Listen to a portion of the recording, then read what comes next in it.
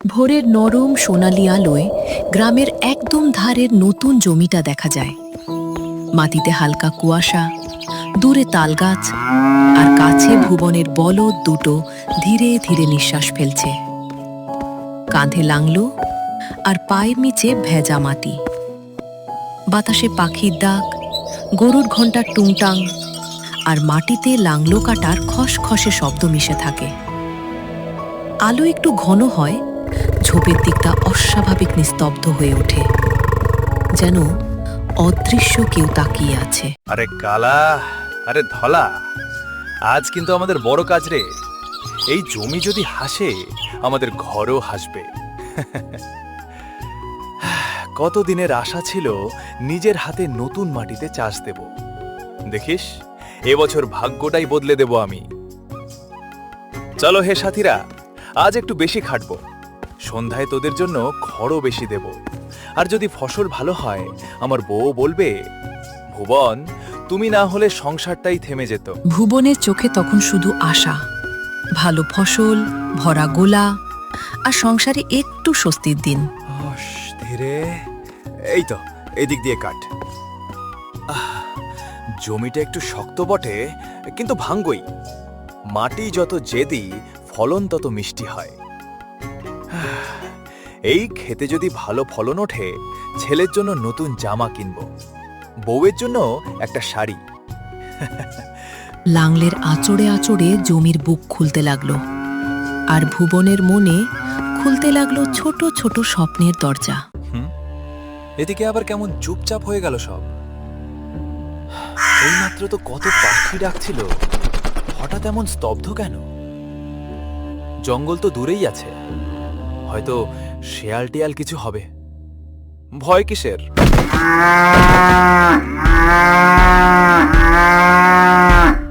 কি হলো তোদের? এমন কাঁপছিস কেন? কে কে ওখানে? মানুষ হলে বেরিয়ে আয়।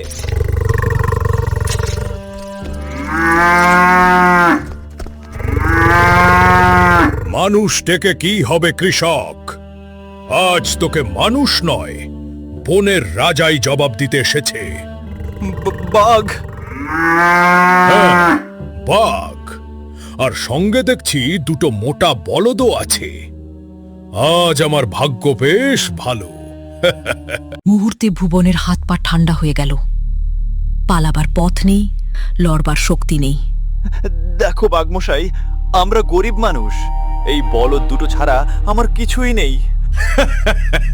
গরিব? ক্ষুধার কাছে গরিব ধনী কিছু নেই। আমার পেট বলছে তোকে খাবো, তারপর ওদেরও। আমায় আমায় খেলে তোমার কি বা হবে? হাড় ছাড়া কিছু পাবে না। তবু চলবে। সকালবেলার খাবার হালকা হলে ক্ষতি নেই, পরে বলদ দিয়ে পেট ভরাবো। ভয় ভুবনের গলা চেপে ধরল, কিন্তু তার মাথার ভেতর তখনই বিদ্যুতের মতো এক চিন্তা ঝলসে উঠল। বাঘমশাই, তুমি যদি এখনই আমাকে খেয়ে ফেলো, তোমারই কিন্তু বড় ক্ষতি হয়ে যাবে। ক্ষতি? আমাকে? এক কৃষককে খেলে আমার ক্ষতি হবে? শুধু কৃষক নই আমি। আমি এমন এক ফসল ফলাতে এসেছি যার কথা এই দিকের কেউ জানে না। কেমন ফসল? সোজা কথা বল, ধোকা দিলে এক লাফে ঘাড় ভেঙে দেব। এই মাটিতে এমন জাদুর ফসল হয় যেখান থেকে ঘি মেলে, আর মেলে নরম নরম রসগোল্লা। রস গোল্লা? জমি থেকে? মিথ্যে বলছিস না তো? মিথ্যে বলে লাভ কি? তুমি যদি চাও, ফসল উঠলে তোমাকেও ভাগ দেব। বাঘের চোখে তখন ক্ষুধার সঙ্গে নতুন করে জ্বলে উঠল লোভ। মানে না মেরে অপেক্ষা করলে আমি মাংসের বদলে ঘি আর রসগোল্লা পাবা? শুধু পাবে না, পেট ভরে পাবে। তবে শর্ত আছে, জমিতে আমার কাজ চলতে দিতে হবে। ভাগ কত? অর্ধেক আমার। কম হলে এখনই তোদের খেয়ে ফেলবো। অর্ধেকই নাও বাঘমশাই, তোমার মতো রাজার ভাগ কম হয় নাকি? তাহলে কাজ করো, আমি সময় মতো ফিরে আসব। মনে রাখিস, আমার অংশে ফাঁকি দিলে রেহাই নেই। ফাঁকি দেব না, তুমি যেমন বলেছ তেমনই হবে। মৃত্যুর মুখ থেকে আপাতত বাঁচল ভুবন, কিন্তু যে কথা সে বলেছে তার জবাব তাকে দিতেই হবে। রসগোল্লা চাই তো? আচ্ছা বাঘমশাই, এমন রসগোল্লা দেব জীবনে ভুলতে পারবে না। চল কালা, চল ধলা, এখন শুধু চাষ নয়, এবার বাঁচার লড়াই। নতুন জমির ভেজা মাটির ওপর দাঁড়িয়ে ভুবন তখন একা নয়, তার সঙ্গে ছিল বুদ্ধি, আর সামনে অপেক্ষা করছিল আরও বড় খেলা। কয়েক সপ্তাহ কেটে গেছে, ভুবনের বোনা ফসল পেকেছে, আর আজ সেই দিন, যেদিন লোভী বাঘ তার প্রতিশ্রুত ভাগ নিতে আবার ফিরে এসেছে। ভুবন, আমি কথা রাখি, সময় মতো এসে গেছি। কোথায় আমার সেই ঘি রসগোল্লার ফসল? এসো বাঘমশাই, এসো। তোমার ভাগ আমি আলাদা করে রাখিনি, পুরো ক্ষেতই তোমার চোখের সামনে। এ যে এত লাল টসটসে গোল গাল, এটাই নাকি সেই মায়াবী ফসল? হ্যাঁ বাঘমশাই, মাটির জোর ভালো হলে এমনই হয়, রোদ খেলেই আরো রং ধারে। আহা, দূর থেকেই কি মিঠে গন্ধ আসছে যেন। আমি তো বলেছিলাম আমার ভাগে কমতি যেন না হয়। কমতি? তোমার মতো রাজার ভাগে কমতি হয় নাকি? আমি কি সে সাহস করি? ভুবনের বুকের ভেতর তখন ঢাক বাজছে, কিন্তু মুখে তার এক ফোঁটা ভয়ও নেই। এ খেলায় জিততে হলে শেষ মুহূর্ত পর্যন্ত অভিনয় করতেই হবে। এর ভেতর থেকেই ঘি বেরোয়, আর এই লালগুলোই রসগোল্লা। ঠিক তাই, তবে এ সাধারণ রসগোল্লা নয়, রাজাদের রসগোল্লা। একবার মুখে দিলে ভুলতে পারবে না। আমি তো রাজাই, তাহলে আগে আমারই খাওয়া উচিত, তুই ছুবিও না। সে কি কথা, আগে তোমারই অধিকার, আমি তো শুধু চাষ করেছি। কিন্তু এতগুলো, অর্ধেক তো আমার, তাই না? আমি চাইলে একবারেই অনেক নিতে পারি। কেন নয়, তোমার যত ইচ্ছে নাও, যত বেশি খাবে তত বেশি মজা পাবে। এই তো চাই, আজ পেট ভরে রসগোল্লা খাবো। লোভ যখন মাথায় চড়ে বসে, তখন চোখ দেখে না সত্যি কি মিথ্যে কি। বাঘও আর কিছু ভাবল না। এইগুলোই নেব, সবচেয়ে লালগুলো, সবচেয়ে মোটা যেগুলো, সেগুলোই নিশ্চয় সবচেয়ে রসে ভরা। তোমার চোখ সত্যিই খুব পাকা বাঘমশাই, সেরা ফলটাই চিনেছ। আমি কি আর এমনি এমনি জঙ্গলের রাজা? তাহলে দেরি কেন?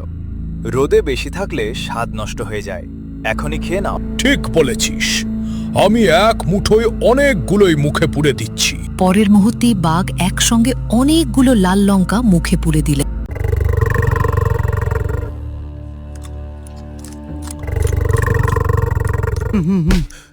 এ তো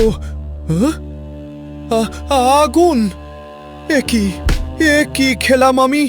আরে কি হলো বাঘমশাই, রসগোল্লা কি বেশি গরম লাগছে? গরম না, জ্বলছে, আমার জিভ জ্বলছে, গলা জ্বলছে, মুখে আগুন লেগেছে। আশ্চর্য, এত ভালো ফসল, হয়তো তুমি খুব তাড়াহুড়ো করে খেয়েছো। ধীরে খেতে হয়। ধীরে ধীরে আবার কি? পানি পানি কোথায়? আমার চোখও জ্বলছে। ঝালের তীব্রতায় বাঘের চোখ মুখ লাল হয়ে উঠল।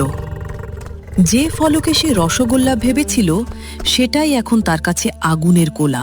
ভুবন, তুই তুই আমাকে কি খাইয়েছিস? এটা মিষ্টি না, এটা বিষ। বিষ নয় বাঘমশাই, এটা আমার ফসল, আর তুমি তো নিজেই সবচেয়ে লাল, সবচেয়ে ভালোটা বেছে নিয়েছো। তুই আমাকে ঠকিয়েছিস, তুই বলেছিলি রসগোল্লা। আমি বলেছিলাম একবার মুখে দিলে ভুলতে পারবে না, সে কথা কি মিথ্যে হলো?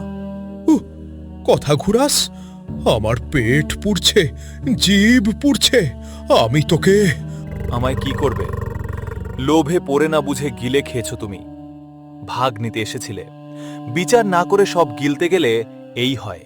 পানি, আমাকে আগে পানি দে, তারপর কথা হবে। জঙ্গলের রাজা হয়ে এতটুকু ঝালও সহ্য হয় না?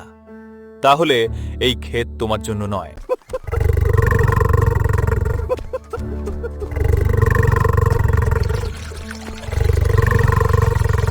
যতই কাদা জল চাটুক, যতই থাবা দিয়ে মুখ মুছুক, ঝাল যেন আরও ছড়িয়ে পড়ে। আমি যাচ্ছি। এই অভিশপ্ত জমি, এই আগুনের ফল কিছুই চাই না। তোমার অর্ধেক ভাগ তবে ফেলে যাচ্ছ? এত কষ্ট করে তো এসেছিলে।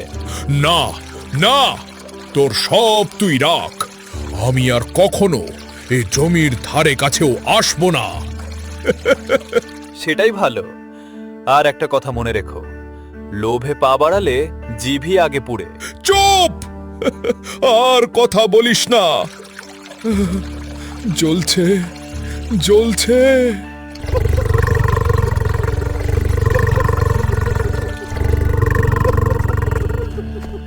এভাবেই ভুবনের বুদ্ধির কাছে হার মানল লোভী বাঘ। শক্তি ছিল বাঘের, কিন্তু বাঁচার জোর আর বুদ্ধির আলো ছিল ভুবনের পাশে। বেঁচে গেলাম রে কালা ধলা। শুধু লাঙল চালালে হয় না, কখনো কখনো মাথাও চালাতে হয়। লাল লঙ্কার ক্ষেতের ওপর দিয়ে তখন বাতাস বয়ে যায়। ভয় কেটে গিয়ে ভুবনের মুখে ফুটে ওঠে শান্ত হাসি। আর সকালটা যেন আরো উজ্জ্বল হয়ে ওঠে। আর সেই নতুন জমি সাক্ষী হয়ে রইল এক সহজ শিক্ষার। লোভের ফল কখনোই ভালো হয় না, কিন্তু উপস্থিত বুদ্ধি বিপদের মুখেও পথ দেখায়।